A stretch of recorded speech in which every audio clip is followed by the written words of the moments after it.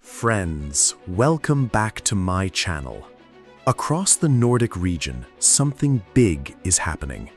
Sweden, Finland, Norway, and Denmark were once known for small but professional militaries, but now they are building up their armed forces faster than they have in decades. The reason is simple. The security situation around them has changed. Russia's war in Ukraine has shocked Europe, but that is not the only concern. In the Baltic Sea, suspicious cable damage has raised alarm. In Norway and Denmark, drones have been seen near important infrastructure. Denmark has also faced political pressure over Greenland, while the Arctic is becoming more important for global power. For Sweden, Finland, and Norway, Russia's northern military bases are not far away. Because of all this, the Nordic countries are realizing one thing clearly. They cannot depend only on others. They need stronger regional defense, closer military cooperation, and a more connected air force. Norway is now strengthening its northern defenses, while NATO has given it a bigger role in Arctic and winter warfare. Denmark is rebuilding its army, navy, and air defense after years of cuts. Sweden and Finland are moving deeper into NATO's defense structure. And even Iceland, a country with no standing army, is becoming important again because of its location in the North Atlantic. And today, we will look at how the Nordic countries are turning into a powerful military bloc, something this region has not seen since the Cold War era. To understand how serious this change is, we need to look back. After the Cold War ended, most European countries reduced their militaries, and the Nordic region did the same. Sweden and Finland stayed outside military alliances for years, but even they reduced large forces, cut equipment, and shifted focus toward peacekeeping and economic growth. Finland was the main exception because it kept a strong reserve system and never fully relaxed its defense thinking. But now, that old mindset is gone. Norway is moving toward defense spending of more than 3.4% of GDP. Sweden plans to reach around 2.8%. Finland is staying above 2.5%, and Denmark is pushing close to 3% as it speeds up its military rebuild. Together, the Nordic countries are expected to grow their defense spending from about 23 billion euros in 2021 to nearly 50 billion euros a year by the end of this year. That means the region is almost doubling its military investment in only a few years. This is not just about buying more weapons. It is about building a new northern defense wall, from the Baltic Sea to the Arctic, from air defense to submarines, from fighter jets to cybersecurity. The message is clear. The Nordic countries are preparing for a dangerous future, and they want to make sure that if pressure comes from the east, they are ready to answer together. Before we go deeper into this powerful shift, take a second to like the video and subscribe, because most viewers watch without subscribing, and your support helps this channel bring more clear and serious defense analysis. Even when we compare this Nordic military buildup with Europe's biggest defense powers, the numbers are surprising. France has around 68 million people and is expected to spend about 60 billion euros on defense by the end of this year. The United Kingdom may spend around 70 billion. Poland is also moving fast, spending close to 40 billion a year as it builds one of Europe's strongest land forces. But here is the important point. Sweden, Finland, Norway, and Denmark together have only around 27 million people. Still, their combined defense spending is moving toward nearly 50 billion euros every year. That means a small region in Northern Europe is putting an unusually large amount of money into defense. This is not normal spending. This is a serious military transformation. But money alone does not create power. A big defense budget means nothing if it is not used in the right way. So now the real question is, where is this money going? Are the Nordic countries only buying headlines, or are they actually building real military strength? To understand that, we need to look at every major part of their armed forces, starting with the most basic and most important one: soldiers on the ground. Before Russia's full-scale invasion of Ukraine, most Nordic armies were much smaller than they had been during the Cold War. Norway had around 23,000 active soldiers, supported by about 40,000 Home Guard troops. These Home Guard units were responsible for protecting the country, defending key locations, and securing important infrastructure like ports, roads, airfields, and communication systems. Norway also had a smaller reserve force of roughly 10,000 to 15,000 trained personnel, mostly former conscripts who could be called back if needed. Sweden was also rebuilding slowly at that time. It had around 15,000 active soldiers and about 22,000 Home Guard troops. Sweden had brought back conscription in recent years, but its system was still recovering from years of military cuts. Denmark had around 17,000 active soldiers and about 8,000 reservists. It also had a large volunteer Home Guard force with around 40,000 members, including active volunteers and reserve members who could support national defense in a crisis. But Finland was different. Finland never fully relaxed after the Cold War. In 2021, Finland had around 23,500 active troops, but its real strength was hidden in its reserve system. Finland could mobilize around 280,000 wartime soldiers, supported by a trained reserve of nearly 900,000 people. This is the kind of model Sweden once had during the Cold War. A small active force in peacetime, but a huge reserve ready to rise if the country is threatened. And since 2022, everything has started to change. The threat picture around the Nordic region has become sharper from both east and west. Norway is now strengthening its forces in the north, closer to the Arctic and Russia's northern military areas. Its Home Guard is growing toward roughly 45,000 territorial troops, while active units and reserve formations are being pushed to higher readiness. In simple words, the Nordic countries are no longer preparing for peacekeeping missions far away. They are preparing to defend their own land, their own skies, their own coastlines, and their own future. Norway is now making a major move on the ground. Instead of keeping only one main brigade, Norway is expanding toward 3 brigades, 2 strong northern brigades and 1 fast mobilization brigade in the south. This shows where Norway's focus is now. The north is becoming the front line of its defense planning, especially because of the Arctic, Russia's nearby military bases, and NATO's growing focus on the high north. Sweden is also rebuilding its military manpower after decades of cuts. As the largest country in the Nordic region, Sweden wants to reach around 100,000 personnel by 2030. This includes active soldiers, reserves, and Home Guard forces. To make this possible, Sweden is expanding its conscription system again. In simple words, Sweden is returning to the idea that national defense cannot depend only on a small professional army. It needs trained citizens, strong reserves, and a force that can grow quickly in a crisis. Denmark is moving in the same direction. It has started new reforms to expand conscription and train more reservists every year.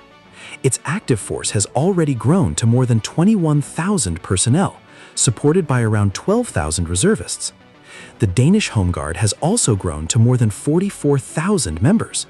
This is important because Denmark is no longer thinking only about small overseas missions. It is rebuilding the kind of national defense structure that can protect ports, airfields, islands, sea routes, and critical infrastructure. Finland is different from the others because Finland already has one of the strongest reserve systems in Europe. Its basic structure is not expected to change much because it already works. But Finland is improving readiness, increasing training cycles, and giving more reservists extra training. The government is also considering raising the reservist age limit. If that happens, Finland's trained reserve pool could move close to 1 million people. That would make Finland the manpower backbone of Nordic defense cooperation. Taken together, the Nordic countries are moving towards something very serious. By 2030, Sweden, Finland, Norway, and Denmark could be able to mobilize around 500,000 troops within weeks. Finland alone brings a wartime force of roughly 280,000 soldiers. Sweden is rebuilding toward around 100,000 personnel. Norway and Denmark will each have forces of around 80,000 when active troops, reserves, and territorial units are counted together. For comparison, the United Kingdom has around 180,000 personnel, including reserves. France has around 240,000, and Poland is building toward around 350,000. So a region with only about 28 million people is creating one of the largest military manpower pools in Europe. But soldiers alone are not enough. A strong army also needs the weapons, vehicles, and firepower behind those soldiers. Before Russia's full-scale invasion of Ukraine in 2022, most Nordic land forces were modern, but not very large and heavy equipment. Their armies had been shaped for rapid reaction, NATO missions, peacekeeping, and smaller operations abroad. Tanks, artillery, and armored vehicles were still there, but the huge Cold War-style stockpiles had mostly disappeared. Norway is a clear example of this change. Around 2021, Norway had a fairly light armored force. It operated about 36 older Leopard 2A4 tanks.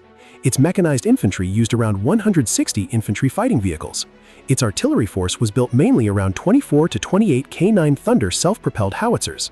At that time, Norway did not have long-range rocket artillery as a major part of its land force.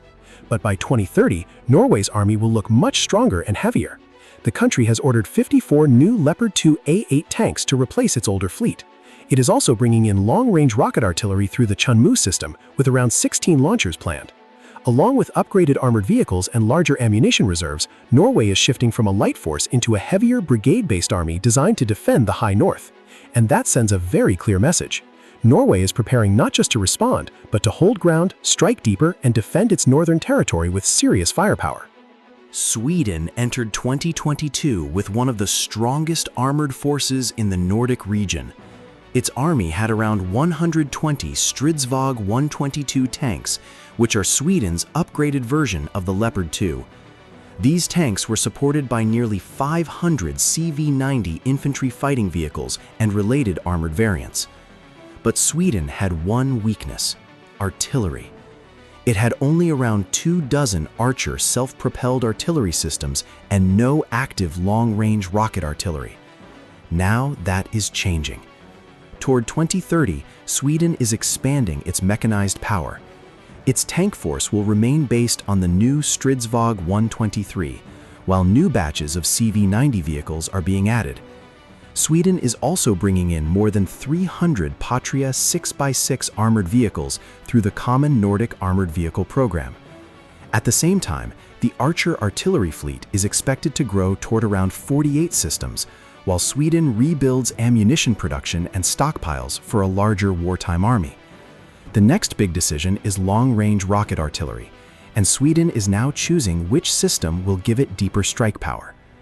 Denmark entered 2021 with around 44 Leopard 2A7 tanks, about 100 CV-90 infantry fighting vehicles, and several older armored personnel carriers. Its artillery force was based on 19 Caesar self-propelled howitzers. But in 2023, Denmark donated all 19 Caesar systems to Ukraine. That was a strong political and military signal, but it also created a serious gap in Denmark's own firepower. Now Denmark is rebuilding. Toward 2030, its army is being shaped around a heavier NATO-ready brigade. Like Sweden and Finland, Denmark is joining the Common Armored Vehicle System program, bringing in around 130 Patria 6x6 armored vehicles. These vehicles will replace older carriers and make Denmark's mechanized infantry stronger, faster, and better prepared for modern war. Finland, however, was already the heavyweight of Nordic land power. In 2021, Finland had around 200 Leopard 2 tanks, including both A4 and A6 versions. That gave Finland one of the largest armored forces in Northern Europe. Its mechanized units were supported by around 1,000 armored vehicles, although much of its BMP fleet has now been donated to Ukraine. But Finland's real strength has always been artillery. Around 2021, Finland had well over 1,000 active artillery systems, including towed guns, self-propelled artillery, and rocket launchers, with many more systems in storage. It also had around 50 to 60 multiple rocket launcher systems, making Finland one of Europe's strongest artillery powers. Toward 2030, Finland is not trying to simply increase numbers. Its focus is modernization, readiness, and survival in a real war. The tank fleet will stay around 200 Leopard 2s, but many vehicles are being upgraded with better support, protection, and logistics. New Patria 6x6 armored vehicles are also entering service, adding around 160 vehicles to Finland's inventory. But the heart of Finland's defense will remain the same: powerful artillery, deep reserves, and a military system designed to hit hard, survive pressure, and defend every kilometer of Finnish territory. The total number of artillery systems in the Nordic region will still remain very large. But the real change is not just numbers. The real change is mobility, precision, and ammunition supply. Finland, Sweden, Norway, and Denmark are learning one clear lesson from the war in Ukraine. Modern war consumes ammunition at a shocking speed. That is why they are now expanding stockpiles, improving production, and upgrading rocket artillery with longer-range GPS-guided munitions. So before we move toward air defense and drones, here is the simple picture. Across the Nordic region, tank numbers will stay at just over 400 modern main battle tanks, mostly based on different versions of the Leopard 2. Armored vehicle numbers will also stay strong, but the arrival of hundreds of new Patria 6x6 vehicles will make Nordic armies more mobile, better protected, and easier to operate together. In other words, these countries are not just buying vehicles, they are building a connected Nordic land force. But the biggest shift is firepower. Artillery is being modernized, ammunition reserves are growing, long-range precision strike systems are being introduced. By the end of this decade, several Nordic armies could have guided rocket artillery able to hit targets far beyond 500 kilometers. That means enemy supply lines, command centers, fuel depots, and key military bases could be targeted from a much safer distance. The number of weapons may not rise dramatically, but their range, accuracy, and readiness will be far more dangerous than before. Another major change is drones. Before 2022, Nordic militaries had small drone fleets, mostly used for surveillance and reconnaissance. Across the whole region, they had fewer than 50 drones. But after Ukraine, everything changed. Now drones are no longer seen as small support tools. They are becoming a core part of modern warfare. Nordic forces are adding small tactical drones, FPV drones, and loitering munitions directly into infantry units and artillery formations. This means soldiers on the ground can see farther, strike faster, and guide artillery with much greater accuracy. At the same time, drone production inside the Nordic region is also growing. Norway has the famous Black Hornet micro-drone through Prox Dynamics, now part of Teledyne. Other companies are working on larger unmanned aircraft. Sweden is developing drone and counter-drone technologies. Finland's Patria has entered the drone sector through Nordic drones. Denmark also plays a role with Skywatch tactical drones and MyDefense counter-drone systems. This shows that the Nordics are not only buying drones, they are trying to build their own drone ecosystem. So the message is clear. The Nordic military buildup is not just about more soldiers, more tanks, or more money. It is about building a smarter, faster, and more connected defense force. Artillery will hit farther, drones will find targets faster, armies will move better, and ammunition stockpiles will be ready for a long fight. I'm currently heading to Cold Response in Norway, so we'll continue the rest next week. In the next part, we'll look at Nordic navies, sea drones, air defense, and air power. And if you want to warm up before that, check out our episode on how the Nordic countries have integrated their air forces. If you found this deep dive valuable, hit the like button and subscribe for more clear stories about the technology shaping modern warfare. The next few years will be critical for Nordic defense, and we'll be here to cover every major development. Thanks for watching, and I'll see you in the next one.